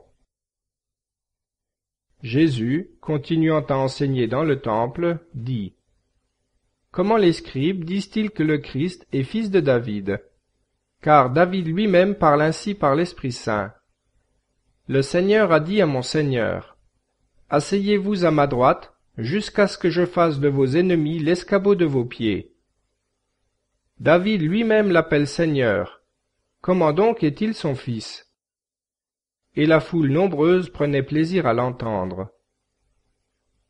Il leur disait encore dans son enseignement: Gardez-vous des scribes qui aiment à se promener en longue robe, à recevoir les salutations dans les places publiques, les premiers sièges dans les synagogues et les premières places dans les festins. Ces gens, qui dévorent les maisons des veuves et font par ostentation de longues prières, subiront une plus forte condamnation. S'étant assis vis-à-vis du tronc, Jésus considérait comment le peuple y jetait de la monnaie. Plusieurs riches y mettaient beaucoup. Une pauvre veuve étant venue, elle y mit 2 petites pièces, valant ensemble le quart d'ânas. Alors Jésus, appelant ses disciples, leur dit: Je vous le dis en vérité, cette pauvre veuve a donné plus que tous ceux qui ont mis dans le tronc, car tous ont mis de leur superflu, mais cette femme a donné de son nécessaire, tout ce qu'elle possédait, tout ce qu'elle avait pour vivre. Marc, chapitre 13. Comme Jésus sortait du temple, un de ses disciples lui dit: Maître, voyez quelle pierre et quelle construction. Jésus lui répondit: Tu vois ces grandes constructions? Il n'y sera pas laissé pierre sur pierre qui ne soit renversée. Lorsqu'il se fut assis sur la montagne des Oliviers, en face du temple, Pierre, Jacques, Jean et André l'interrogèrent en particulier. Dites-nous quand cela arrivera, et à quel signe on connaîtra que toutes ces choses seront près de s'accomplir. Jésus, leur répondant, commença ce discours. Prenez garde que nul ne vous séduise, car plusieurs viendront sous mon nom, disant: C'est moi, le Christ, et ils en séduiront un grand nombre. Quand vous entendrez parler de guerre et de bruit de guerre, ne vous troublez point, car il faut que ces choses arrivent, mais ce ne sera pas encore la fin. On verra se soulever peuple contre peuple, royaume contre royaume. Il y aura des tremblements de terre en divers lieux. Il y aura des famines. Ce sera le commencement des douleurs. Prenez garde à vous-même. On vous traduira devant les tribunaux et les synagogues. Vous y serez battus. Vous comparaîtrez devant les gouverneurs et les rois, à cause de moi, pour me rendre témoignage devant eux. Il faut qu'auparavant l'Évangile soit prêché à toutes les nations. Lors donc qu'on vous emmènera pour vous faire comparaître, ne pensez point d'avance à ce que vous direz, mais dites ce qui vous sera donné à l'heure même, car ce n'est pas vous qui parlerez, mais l'Esprit Saint. Le frère livrera son frère à la mort, et le père son fils. Les enfants s'élèveront contre leurs parents, et les mettront à mort. Et vous serez en haine à tous à cause de mon nom. Mais celui qui persévérera jusqu'à la fin sera sauvé. Lorsque vous verrez l'abomination de la désolation établie où elle ne doit pas être, que celui qui lit comprenne. Alors que ceux qui seront en Judée s'enfuient dans les montagnes, que celui qui sera sur le toit ne descende pas dans sa maison et n'y entre pas pour prendre quelque objet, et que celui qui sera allé dans son champ ne revienne pas pour prendre son manteau. Mais malheur aux femmes qui seront enceintes ou qui allaiteront en ces jours-là. Priez pour que ces choses n'arrivent pas en hiver, car il y aura, en ces jours, des tribulations telles qu'il n'y en a point eu depuis le commencement du monde que Dieu a créé jusqu'à présent, et qu'il n'y en aura jamais. Et si le Seigneur n'avait abrégé ces jours, nul homme ne serait sauvé. Mais il les a abrégés à cause des élus qu'il a choisis. Si quelqu'un vous dit alors: Le Christ est ici, il est là, ne le croyez point. Car il s'élèvera de faux Christ et de faux prophètes, et ils feront des signes et des prodiges, jusqu'à séduire, s'il se pouvait, les élus mêmes. Pour vous, prenez garde. Voyez, je vous ai tout annoncé d'avance. Mais en ces jours-là, après cette tribulation, le soleil s'obscurcira, la lune ne donnera plus sa lumière, les étoiles du ciel tomberont, et les puissances qui sont dans les cieux seront ébranlées. Alors on verra le Fils de l'homme venir dans les nuées avec une grande puissance et une grande gloire. Et alors il enverra ses anges rassembler ses élus des 4 vents, de l'extrémité de la terre jusqu'à l'extrémité du ciel. Écoutez cette comparaison du figuier. Dès que ses rameaux sont tendres et qu'il pousse ses feuilles, vous savez que l'été est proche. Ainsi, quand vous verrez ces choses arriver, sachez que le Fils de l'homme est proche, qu'il est à la porte. Je vous le dis en vérité, cette génération ne passera point que tout cela n'arrive. Le ciel et la terre passeront, mais mes paroles ne passeront point. Pour ce qui est de ce jour et de cette heure, nul ne les connaît, ni les anges dans le ciel, ni le Fils, mais le Père seul. Prenez garde, veillez et priez, car vous ne savez pas quand ce sera le moment. C'est ainsi qu'un homme, ayant laissé sa maison pour aller en voyage, après avoir remis l'autorité à ses serviteurs et assigné à chacun sa tâche, commande au portier de veiller. Veillez donc, car vous ne savez pas quand viendra le maître de la maison, le soir, ou au milieu de la nuit, ou au chant du coq, ou le matin, de peur que, survenant tout à coup, il ne vous trouve endormi. Ce que je vous dis, je le dis à tous. Veillez. Marc chapitre 14. La Pâque et les Azymes devaient avoir lieu 2 jours après, et les princes des prêtres et les scribes cherchaient les moyens de se saisir de Jésus par ruse, afin de le faire mourir. Mais, disaient-ils, que ce ne soit pas pendant la fête, de peur qu'il n'y ait du tumulte parmi le peuple. Comme Jésus était à Béthanie, dans la maison de Simon le lépreux, une femme entra pendant qu'il se trouvait à table. Elle tenait un vase d'albâtre plein d'un parfum de nard pur d'un grand prix, et ayant brisé le vase, elle répandit le parfum sur sa tête. Plusieurs de ceux qui étaient là en témoignaient entre eux leur mécontentement. Pourquoi perdre ainsi ce parfum? On aurait pu le vendre plus de 300 deniers, et les donner aux pauvres. Et ils se fâchaient contre elle. Mais Jésus dit, « Laissez-la. Pourquoi lui faites-vous de la peine? C'est une bonne action qu'elle a faite à mon égard. Car vous avez toujours les pauvres avec vous, et toutes les fois que vous voulez, vous pouvez leur faire du bien. Mais moi, vous ne m'avez pas toujours. Cette femme a fait ce qu'elle a pu. Elle a d'avance embaumé mon corps pour la sépulture.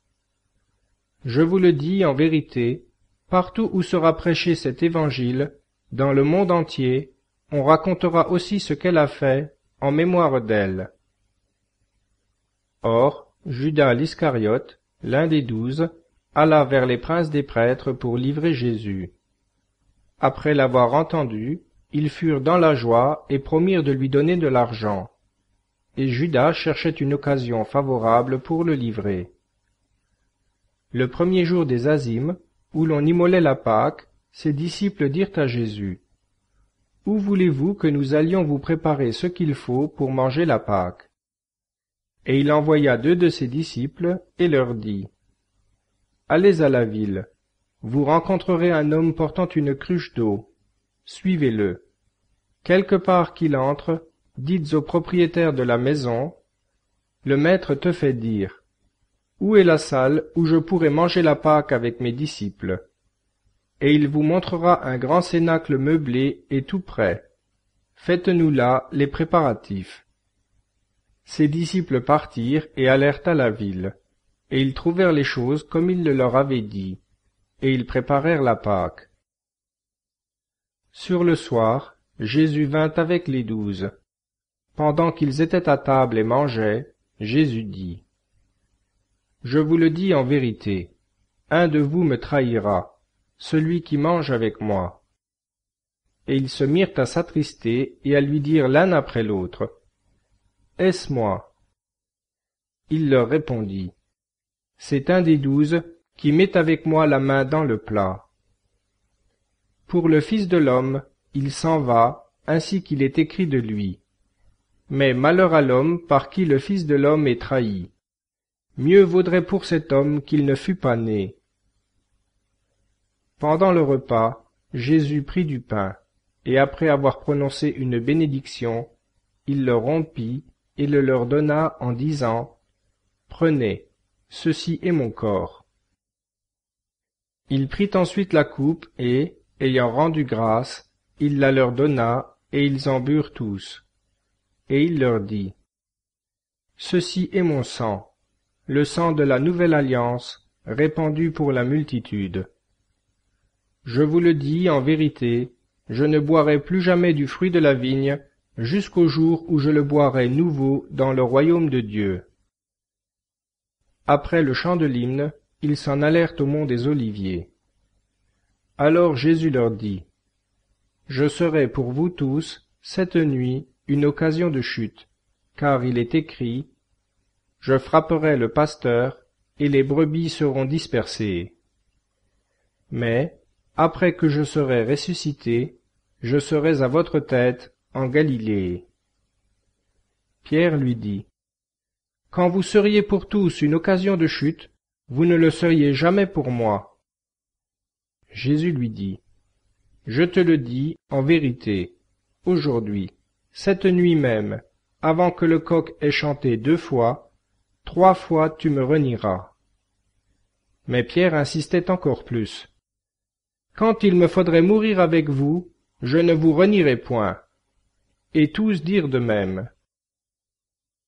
Ils arrivèrent à un domaine appelé Gethsémani, et il dit à ses disciples, « Asseyez-vous ici pendant que je prierai. » Et ayant pris avec lui Pierre, Jacques et Jean, il commença à sentir de la frayeur et de l'abattement. Et il leur dit, « Mon âme est triste jusqu'à la mort. Restez ici et veillez. » S'étant un peu avancé, il se jeta contre terre, et il priait que cette heure, s'il se pouvait, s'éloignât de lui. Et il disait, « Abba, Père, tout vous est possible, éloignez de moi ce calice. Cependant, non pas ma volonté, mais la vôtre. »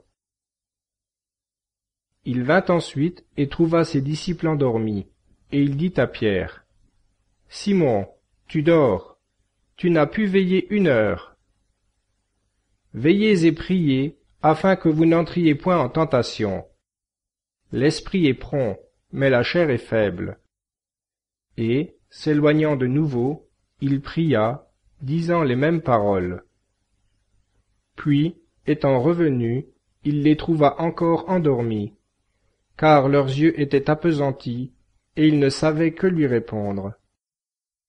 Il revint une 3e fois et leur dit, « Dormez maintenant, et reposez-vous. C'est assez, l'heure est venue. Voici que le Fils de l'homme est livré aux mains des pécheurs. Levez-vous, allons, celui qui me trahit est près d'ici. » Au même moment, comme il parlait encore, arrive Judas, l'un des 12, et avec lui une grande troupe, armée d'épées et de bâtons, envoyée par les princes des prêtres, par les scribes et par les anciens. Le traître leur avait donné ce signe. « Celui que je baiserai, c'est lui. Saisissez-le et emmenez-le sûrement. » Dès qu'il fut arrivé, s'approchant de Jésus, il dit, « Maître !» et il le baisa. Les autres jetèrent les mains sur lui et l'arrêtèrent. Un de ceux qui étaient là, tirant l'épée, en frappa le serviteur du grand prêtre et lui enleva l'oreille. Jésus, prenant la parole, leur dit, « Vous êtes venus comme à un brigand, avec des épées et des bâtons pour me prendre.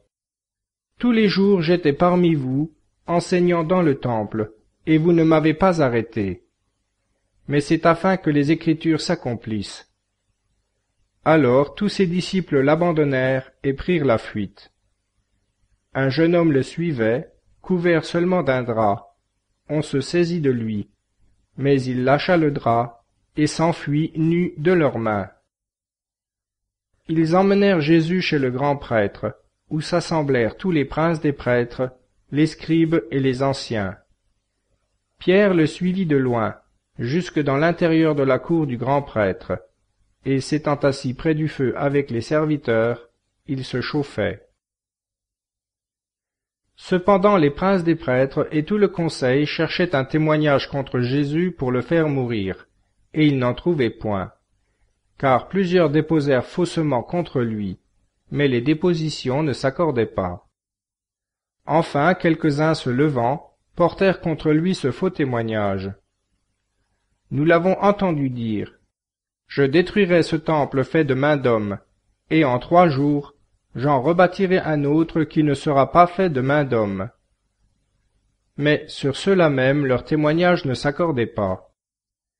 Alors le grand prêtre se leva, et venant au milieu, il interrogea Jésus, disant, « Ne réponds-tu rien à ce que ces hommes déposent contre toi ?» Mais Jésus garda le silence et ne répondit rien. Le grand prêtre l'interrogea de nouveau et lui dit, « Es-tu le Christ, le Fils de celui qui est béni ?» Jésus lui dit, « Je le suis, et vous verrez le Fils de l'homme siéger à la droite du Tout-Puissant, et venir environner des nuées du ciel. » Alors le grand prêtre déchira ses vêtements, et dit, « Qu'avons-nous donc besoin de témoins? Vous avez entendu le blasphème, que vous en semble ?» Tous prononcèrent qu'il méritait la mort.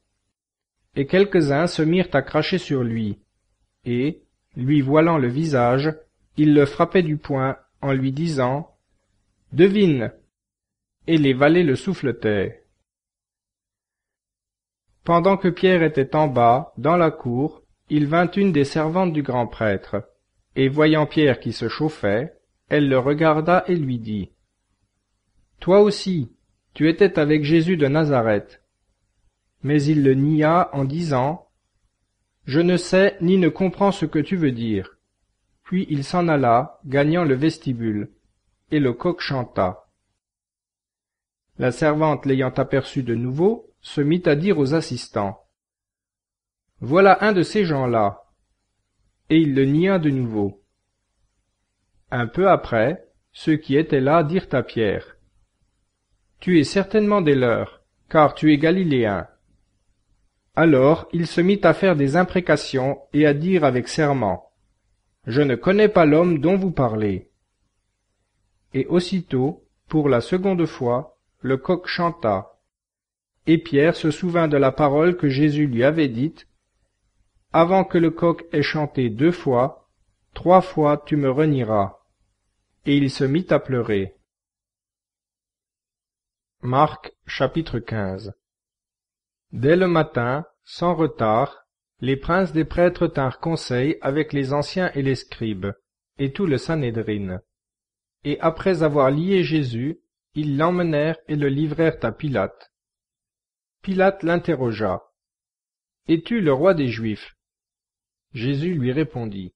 « Tu le dis. » Comme les princes des prêtres portaient contre lui diverses accusations, Pilate l'interrogea de nouveau, disant, « Tu ne réponds rien?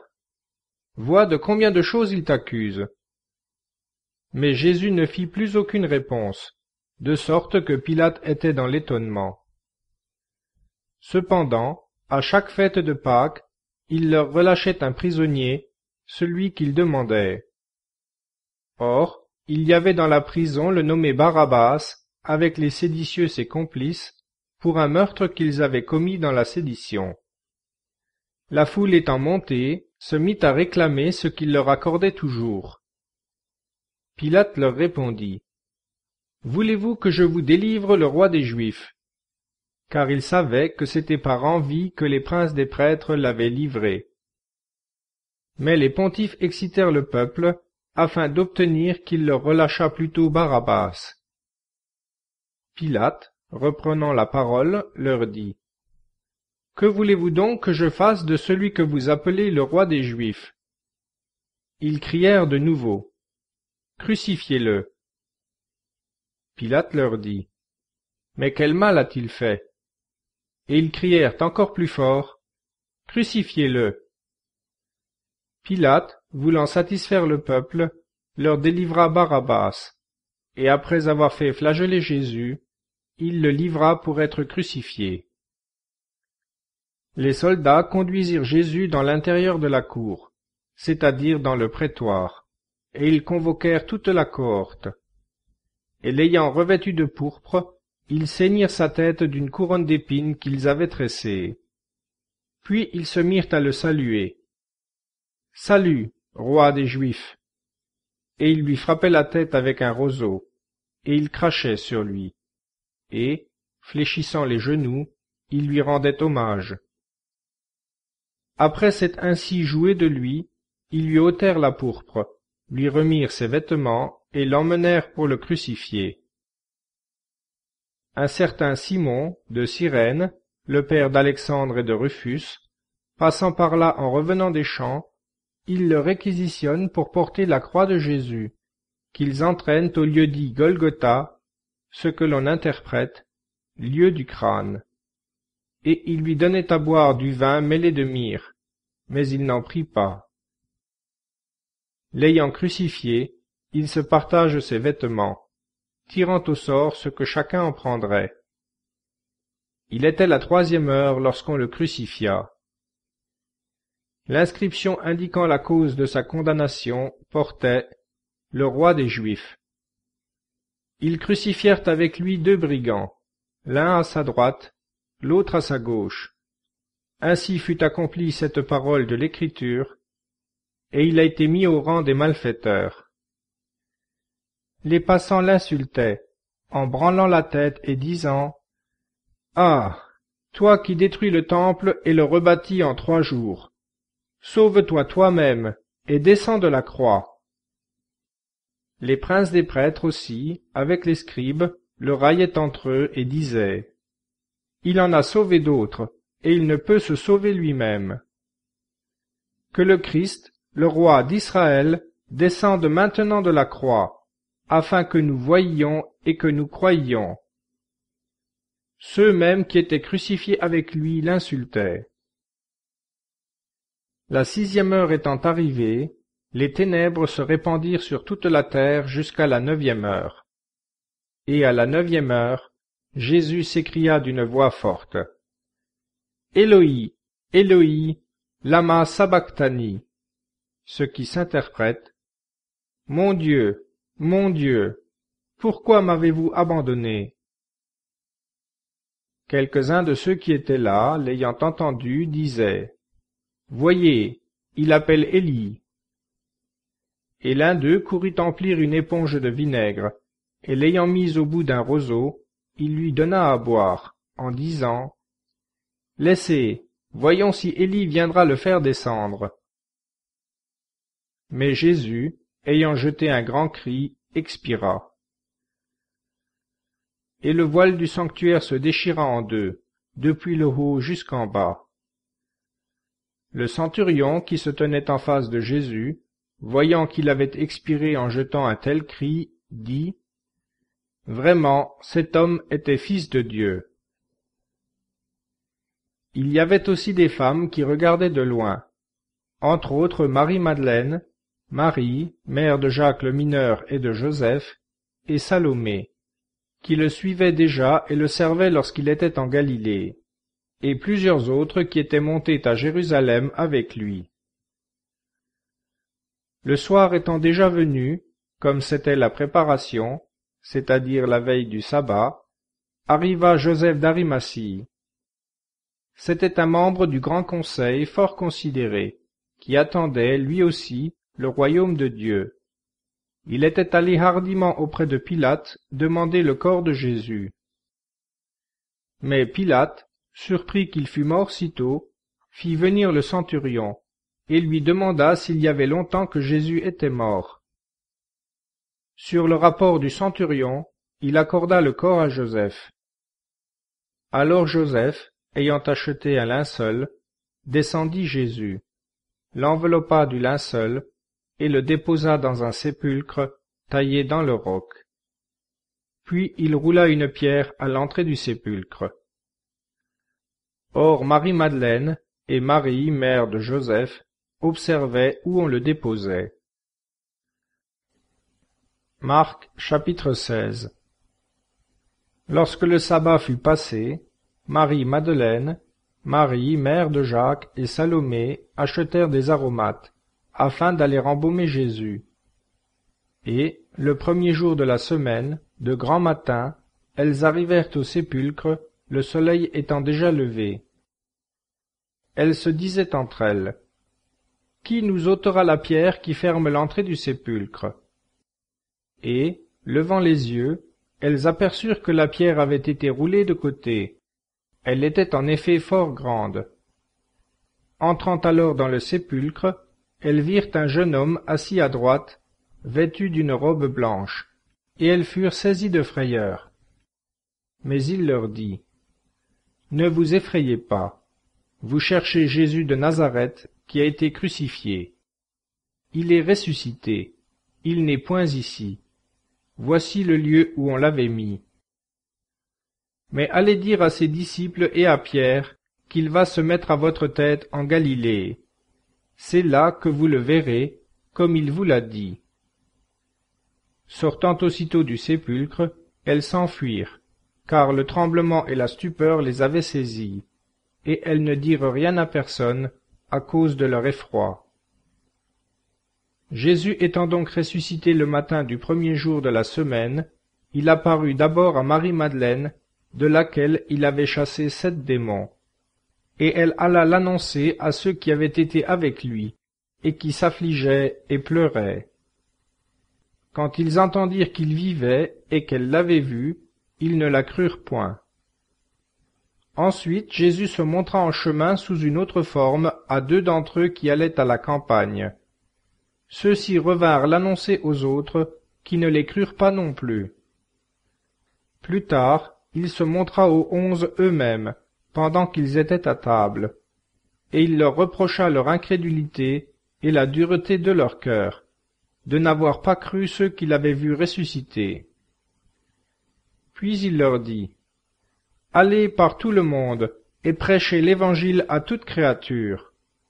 Celui qui croira et sera baptisé sera sauvé.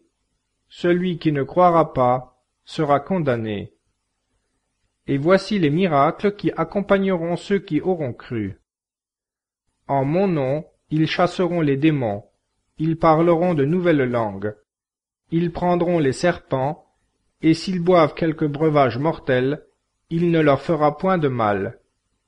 Ils imposeront les mains aux malades, et les malades seront guéris. » Après leur avoir ainsi parlé, le Seigneur Jésus fut enlevé au ciel, et s'assit à la droite de Dieu.